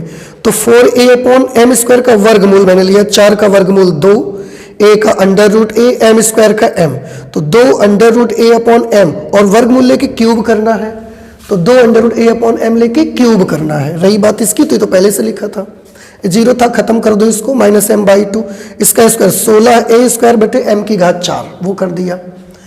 ये ऐसे ही लिखा, 2 का क्यूब 8, अंडर रूट a का क्यूब करेंगे, under root a under root a under root a under root a upon m cube, इसमें 2 8 16, m से एक पावर कट गई तो 8a² अपॉन m क्यूब। उसके बाद आप समझ सकते हैं, अंडर रूट a को अंडर रूट a से मल्टीप्लाई किया, a बना, वो a ने जब a से मल्टीप्लाई किया तो a² बना।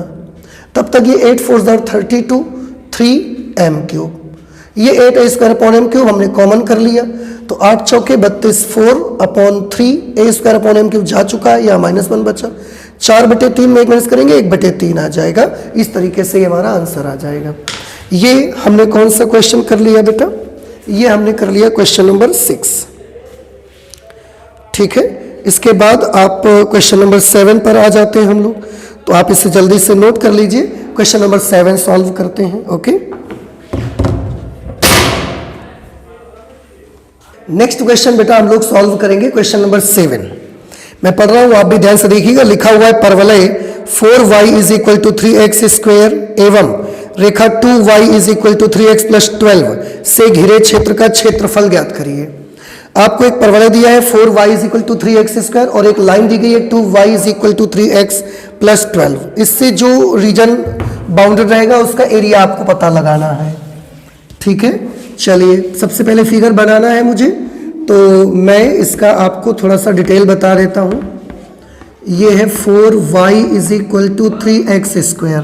बेटा अगर हम चाहें तो इसको ऐसे भी तो लिख सकते हैं ना, x² = 4/3y, ये इधर लेते आएंगे तो x² = 4/3y। अब आपको नहीं लगता कि ये x² = 4ay टाइप का पैराबोला है। अगर ये उस टाइप का पैराबोला है तो अब मैं इसके शीर्ष आपको बता सकता हूँ 0,0। इसकी मैं आपको अक्ष बता सकता हूँ पॉजिटिव वाई एक्सिस। ठीक, बस इतनी जानकारी से हम इसका फिगर बना सकते हैं। रेखा के बारे में थोड़ा सा डिटेल निकाल लेते हैं कि लाइन कैसे बनेगी। ये है 2y = 3x + 12। इसमें हम इसको इधर लेते आते हैं तो ये हो जाएगा -3x + 2y = 12।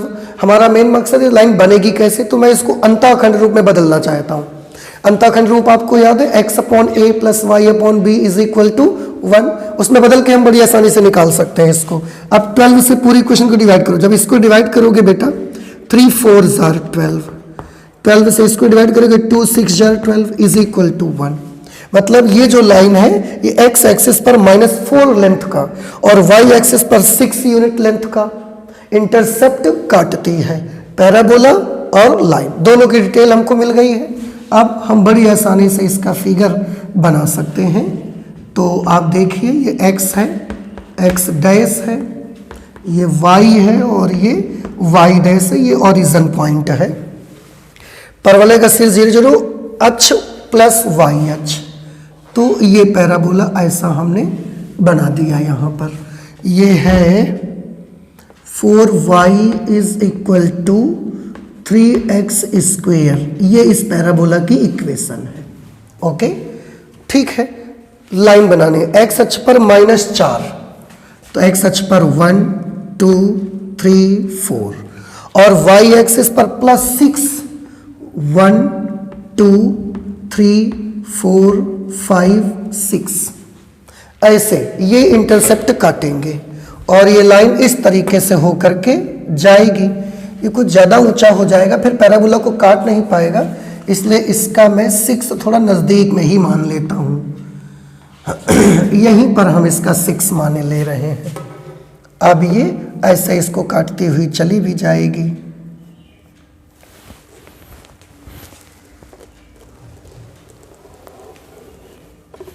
ऐसे इसको थोड़ा सा हम ऐसा बढ़ा देंगे और ये लाइन ऐसे चली जाएगी। समझ सकते हैं आप इसको। ये हटा दिया जाए। अब आप देखिए इस पॉइंट के कोऑर्डिनेट, क्योंकि -4 पर है इसलिए इसके कोऑर्डिनेट है -4,0। ये है 0,6 क्योंकि 6 से जा रही है। अब मैंने कर्व भी बना दिया, मैंने लाइन भी बना दी। अब इसमें कौन सा पोर्शन है जो कर्व और लाइन दोनों से घिरा हुआ है, उसका क्षेत्रफल हमको पता लगाना है।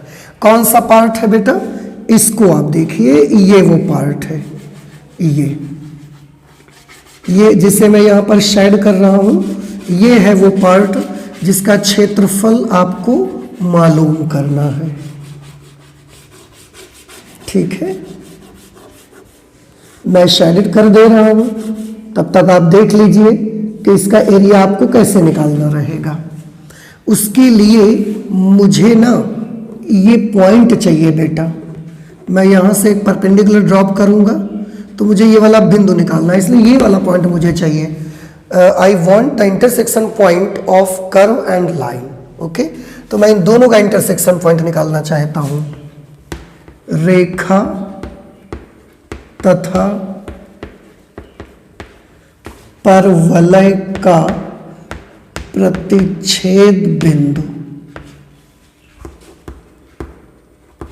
रेखा और परवलय का प्रतिच्छेद बिंदु कैसे निकालेंगे, सॉल्व कर लीजिए दोनों को। इसमें इसका 2 गुना माइनस कर दो, इसमें 2 से मल्टीप्लाई करा दोगे तो ये 4y हो जाएगा। फिर इसमें माइनस कर दो, चाहे इसमें इसको माइनस कर दो या इसमें इसको माइनस कर दो।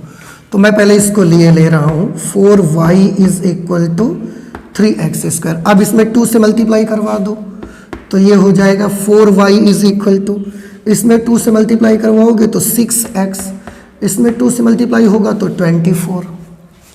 4y 6x + 24 माइनस कर दीजिए ऐसे, ये 0 = 3x² - 6x - 24। पूरी इक्वेशन को 3 से डिवाइड कर दो तो ये बन जाएगा x square minus 2x minus 8 is equal to 0। Factor करके आप उसको लाएंगे तो इसका आंसर आएगा x माइनस 4 और x plus 2 is equal to 0। Factor करना तो सबको आता है, तो आप इसका फैक्टर कर सकते हैं, आप यही पा जाएंगे। अब इससे x की दो वैल्यूज मुझे मिली, एक वैल्यू मुझे मिली -2 और एक वैल्यू मुझे मिली +4। अगर x की दो वैल्यूज हैं तो फिर y की भी दो वैल्यूज आ जाएंगी, वो हम कहीं से भी निकाल सकते हैं। आप कहाँ से निकालना चाहेंगे? देखो x बराबर -2 अगर लिखते हैं, x की जगह -2 आप लिख लीजिए पहले। तो अगर आप x की जगह -2 यहां लिख दीजिए तो क्या मिलेगा आपको? देखिए -2 अगर लिखेंगे यहां पर तो -2 3 = 6, -6 + 12 +6 और 2 से इसको डिवाइड करेंगे तो 3 आ जाएगा। 4 लिखेंगे जब आप तो 4 × 3 = 12, 12 24 और y की वैल्यू 8 के बराबर आ जाएगी, ऐसे आ जाएगा। ठीक है ना? तो x की वैल्यू जब -2 है तो y की वैल्यू कितनी आएगी? -6 + 12 +6, 2 3 = 6, y की वैल्यू 3 आ जाएगी।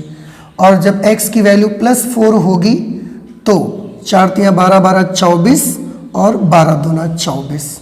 ओ 4 लिखेंगे ना x की जगह पर तो 4 × 3 = 12, 12 12 24 हो गया, और 2 से 24 को डिवाइड करेंगे तो 12 आएगी y की वैल्यू, ये 12 आ जाएगी। तो दो इंटरसेक्शन पॉइंट मिले मुझे, एक मिला -2, 3 और एक मिल गया 4, 12।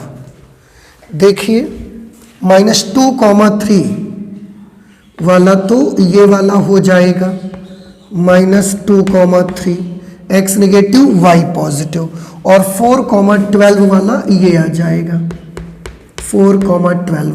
इस तरह से इसके कोऑर्डिनेट्स आपको मिल जाएंगे, 4, 0 मिल जाएंगे आपको इसके कोऑर्डिनेट्स। ठीक है ना? आई होप कि ये चीज़ आपको समझ में आ गई होगी। ओके, इसके बाद हम इसको एरिया निकालना है, तो कैसे निकाला जाए? एक काम कर देते हैं, इसका एरिया निकालने के लिए यहां से इस पर एक परपेंडिकुलर ड्रॉप कर देते हैं। अगर ये पॉइंट -2, 3 है, अगर ये पॉइंट -2, 3 है तो इस पॉइंट के कोऑर्डिनेट कितने बनेंगे? ये बन जाएंगे -2, 0। अब हम एक काम करेंगे, इसको कुछ नाम रख देते हैं, A, B, C, D और ये O रख दो, इसका नाम E रख दो, इसका नाम F रख दो। अब ध्यान से देखिए मैं क्या करूंगा, मैं इस लाइन से नीचे पूरा x अक्ष तक का, यहां से यहां तक का एरिया निकाल लेंगे पूरा। फिर उसमें कर्व से नीचे ये वाला नीचे वाला हिस्सा भी माइनस कर देंगे और कर्व से नीचे ये वाला हिस्सा भी हम माइनस कर देंगे, अपने आप ये वाला पोर्शन रह जाएगा। तो area of shaded region, area of shaded region, ठीक है, इज इक्वल टू, अब आपको इसे करना ये है कि पहले area of figure, area of figure यहां से पूरा ये ऐसा आएगा, A B C D A, A B C D A का क्षेत्रफल निकालेंगे, फिर उसमें माइनस कर देंगे, किसका एरिया माइनस कर देंगे, तो एरिया ऑफ फिगर, देखो A B F O E ऐसे, A B F O E C D, इसका A B F O E B D O A, O A, इसका पूरे का ये वाला जो पोर्शन है इसकी मैं बात कर रहा हूं। इसका एरिया निकाल के माइनस कर देंगे, ठीक है। इसका एरिया पहले निकालो और इन दोनों के लिए मैं वर्टिकल स्ट्रिप से ही काम चलाऊंगा। वर्टिकल स्ट्रिप से सॉल्व करूंगा, इसका मतलब y dx। अच्छा, ये y कहाँ से आएगा? तो ये y इस लाइन से निकल करके आएगा। लाइन की इक्वेशन ये है, तो y फ्रॉम लाइन। लिमिट्स क्या होंगी इसकी? यहां से यहां तक, -2 से 4 तक माइनस करना है। इस फिगर का ये नीचे वाला एरिया, ये तो कर्व के नीचे का है। अगर ये कर्व के नीचे का है तो हम फिर y dx लिखेंगे और ये कर्व से निकालेंगे हम y की वैल्यू फ्रॉम -2 to 4। -2 to 4 इसकी भी लिमिट आएंगे। लाइन से y की वैल्यू निकालेंगे, तो y का मान निकालेंगे, तो यहां से सॉल्व कर लीजिए। ये अपॉन में आ जाएगा 3/2x + 6, 3/2x + 6, तो ये आ जाएगा 3/2x + 6, साथ में dx from -2 to 4। y from curve, curve से y निकालोगे तो 3/4x², 3/4x² फ्रॉम -2 to 4। अब इसे आप सॉल्व कर लीजिए, तो ये हो गया 3/2। x का आप इंटीग्रल करोगे x² 2 और +6 का करोगे तो 6x, ये आ जाएगा 3/2 x² 2 + 6x from -2 to 4 minus ये 3/4 आप बाहर कर सकते हो। x² का इंटीग्रल आएगा x³ फ्रॉम -2 to 4। अब आप लिमिट अप्लाई कर दीजिए। सबसे पहले जहां जहां x है वहां 4 लिख दीजिए। 4 लिखे, 4 चौके 16, 16/2 कितना होगा? 8, 8 तियां 24 और 24/2 कर देंगे तो ये तो 12 हो जाएगा ना सीधे।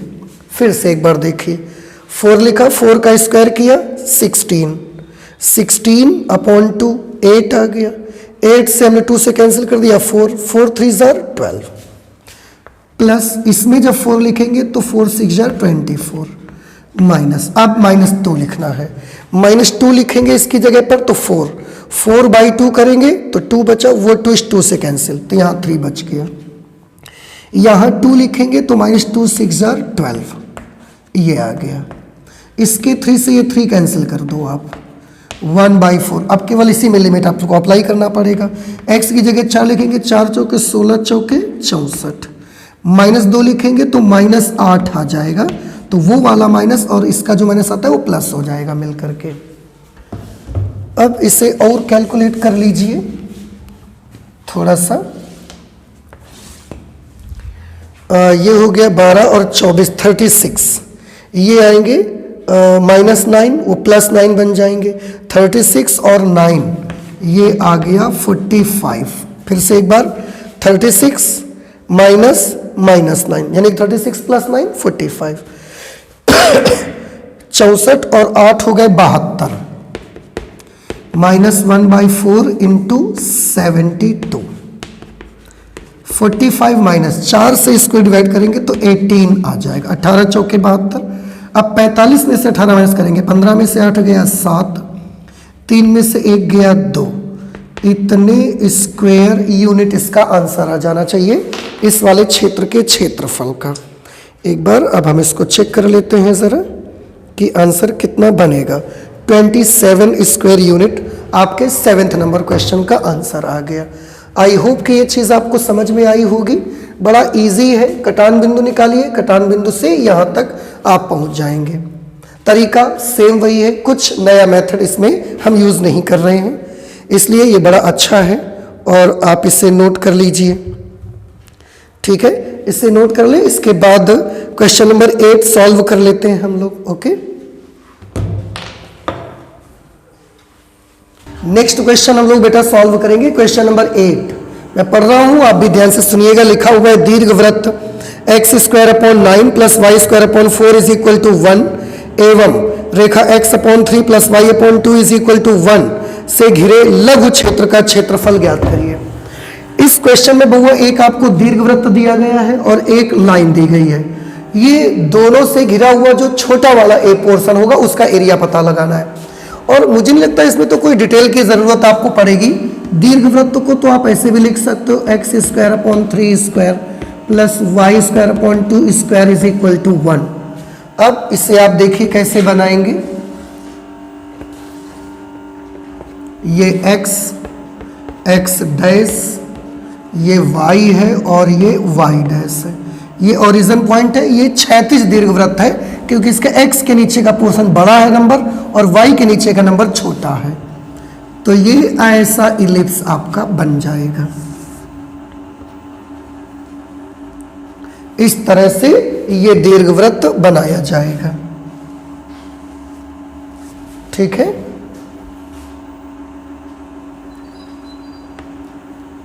अब इसमें जो x अपॉन 3 स्क्वायर है तो इस पॉइंट के कोऑर्डिनेट होंगे 3,0 और इसके होंगे -3,0।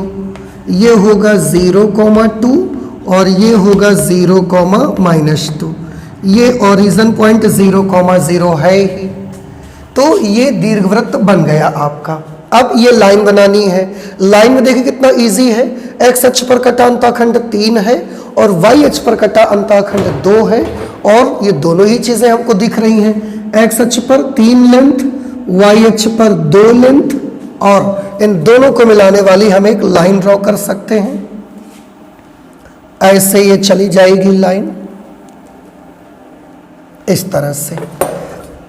तो ये दीर्घवृत्त की इक्वेशन आ गई x square upon 9 plus y square upon 4 is equal to 1 और इस लाइन की इक्वेशन आ गई x upon 3 plus y upon 2 is equal to 1। ये लाइन की इक्वेशन आ गई। अब आपको बताया कि जो छोटे क्षेत्र का क्षेत्रफल ज्ञात करिए। इसमें से छोटा पोर्शन कौन सा है? ये है छोटा वाला पोर्शन। इस लाइन ने पूरे दीर्घवृत्त को 2 भागों में डिवाइड कर दिया। उन 2 भागों में से जो बड़ा वाला भाग है वो ये वाला पार्ट है, छोटा वाला ये वाला पार्ट है। बस इसी का आपको क्षेत्रफल निकालना है। आप उसके लिए क्या कर सकते हैं? आप इसको O मान लीजिए, इसको A मान लीजिए, इसको B मान लीजिए, यहाँ पर कहीं पर एक पॉइंट C कर दीजिए। एरिया ऑफ शेडेड पोर्शन अब आप आसानी से निकाल सकते हैं। एरिया ऑफ शेडेड पोर्शन हम इसके लिए लेते हैं एरिया ऑफ फिगर। पहले बड़ा फिगर ले लीजिए OACBO। OACBO का क्षेत्रफल माइनस एरिया ऑफ फिगर।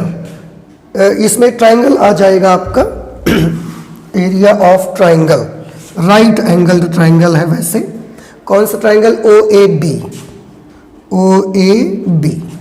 अब आप इसे सॉल्व कर लीजिए। पहले बड़े वाले के एरिया निकालेंगे, वर्टिकल स्टेप से सॉल्व करेंगे। y dx ये इस तरह से ऐसे y dx और ये वाला y क्योंकि वो कर्व के नीचे से है तो ये वाला y हम कर्व से लाएंगे। लिमिट कहाँ से कहाँ तक होंगी इसकी? x अक्ष में देखिए फ्रॉम 0 to 3 तक इसकी लिमिट्स आएंगी। From 0 to 3 minus area of triangle OAB। OAB में आप गौर करके देखें लाइन के नीचे का एरिया आएगा तो ये वाली y की वैल्यू हम लाइन से लाएंगे। ये एरिया भी फ्रॉम 0 to 3 पे ही फैला हुआ है। कर्व से y की वैल्यू निकालो y का मान निकालो यहाँ से। पहले इसको उधर भेजेंगे तो ये y square upon 4 is equal to 9 minus x square upon 9। इसको ले जाओगे 1 माइनस एक्स स्क्वायर अपॉन 9 तो 1 minus x square upon 9 9 minus x square upon 9। y की वैल्यू आएगी 2/3 under root 9 minus x square 3 square minus x square. तो ये आएगा 2/3 under root 3 square minus x square dx from 0 to 3। y का मान line से निकाल के लाना है, यहाँ से निकाल लेते हैं। तो ये जब आप सॉल्व करोगे y/2 इज इक्वल टू ये उधर भेजा जाएगा तो 3 माइनस एक्स अपॉन 3, फिर ये 2 उधर चला जाएगा तो y is equal to 2/3 3 minus x, ये वैल्यू आएगी y की। तो integration of y from line ये आ गया 2/3 और अंदर आएगा 3 minus x dx from 0 to 3। ठीक है, और इसे सॉल्व कर लीजिए। 2/3 इसका फॉर्मूला ओपन करिए, √a² माइनस एक्स स्क्वायर, तो x/2 √a² minus x square plus a²/2 मतलब 9/2 साइन इनवर्स x/a, ये इसका कर दिया मैंने, माइनस 2/3 और 3 का 3x फिर माइनस x²/2 फ्रॉम 0 to 3। ठीक, और इसे सॉल्व करो। देखो 2 से आप निकाल करके 2 से तो कैंसिल ही कर लीजिए। ये 1/3 लिमिट अप्लाई करिए, ओ फ्रॉम 0 to 3 लिमिट अप्लाई करेंगे तो पहले अपर लिमिट लिखेंगे, जब 3 लिखेंगे ये 3, ये 9 0 हो जाएगा, ये तो प्लस 9, यहाँ 3/3 1 साइन इनवर्स 1 π/2 मतलब 9π/2। अपर लिमिट लिख दिया, माइनस लगाएंगे, अब जहाँ जहाँ एक से सब जगह लोअर लिमिट 0 0, तो ये दोनों ही टर्म बहुआ इसके 0 हो जाएंगे। फिर आगे चले तो ये माइनस 2/3, ये अपर लिमिट अप्लाई करेंगे, यहाँ लिखेंगे 3 3 9 माइनस 3 3 9/2, अपर लिमिट हो गया माइनस, लोअर लिमिट भी यहाँ लिखेंगे तो पूरा का पूरा स्टेप फिर 0 हो जाएगा ये। अब आप इसे सॉल्व कर लीजिए, 1/3 से इसको मल्टीप्लाई करेंगे तो ये आ जाएगा 3π/2, ये हमने माइनस लगा दिया, 2/3 इंटू 9 में से 9/2 माइनस होगा तो 9/2 बचेगा। 2 से आप मत काटिए, तो इसको हम 3 3 9 कर लेते हैं, ये आ जाएगा 3π/2 माइनस ये आ जाएगा 6/2, 2 3 6/2। अब आप इससे 3/2 कॉमन कर लें, 3/2 तो यहाँ आ गया पाई, और यहाँ से 3/2 कर लिया तो 3 दूना 6 π-2 स्क्वेयर यूनिट। ये हमारा आंसर आ जाना चाहिए। देख लेते हैं कि क्या हमारा आंसर ये आया। हमारा आंसर बुक में आ रहा है 3/2 π-2, 3/2 π-2। तो आई होप कि ये क्वेश्चन भी आपको समझ में आ गया होगा। तो ये हमने कर लिया कौन सा, क्वेश्चन नंबर 8, और आज हम मैथमेटिक्स में क्वेश्चन नंबर 8 तक ही रख लेते हैं, और भी क्वेश्चंस सॉल्व करेंगे लेकिन अगली क्लास में सॉल्व करेंगे। ठीक है, तो आज इतना ही रखते हैं, चलते हैं, मिलते हैं अगली क्लास में। Thank you.